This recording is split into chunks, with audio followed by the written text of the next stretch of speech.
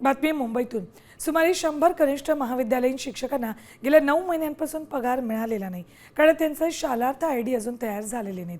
त्यामुळे वेतन खातं सुरू होऊ शकलेलं नाही। नियुक्त्यांना मंजुरी मिळूनही काही चौकशी सुरू असल्यानं अधिकारी फाईलवर स्वाक्षरी करण्यास टाळाटाळ करत असल्याचा आरोप शिक्षकांनी केलाय। तर पगार न मिळाल्यामुळे अनेक शिक्षकांवर कर्ज घेण्याची वेळ आली आहे। यामुळे शिक्षक सेना संतप्त झाली। आठवडाभरात प्रश्न सुटला नाही तर वाशी इथल्या शिक्षण मंडळाच्या कार्यालयावर मोठा मोर्चा काढण्याचा इशारा दिलाय।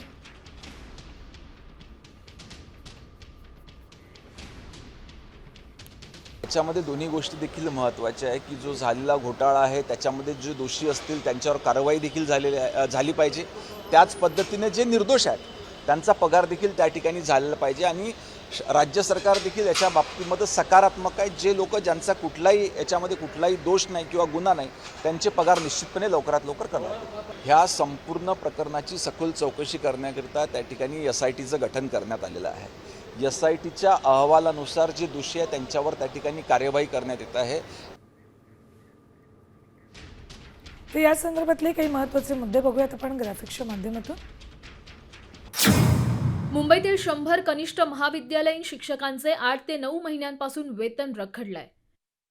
शालार्थ आयडी नसल्यामुळे शिक्षकांची वेतन खाती अजूनही सुरू नाहीत।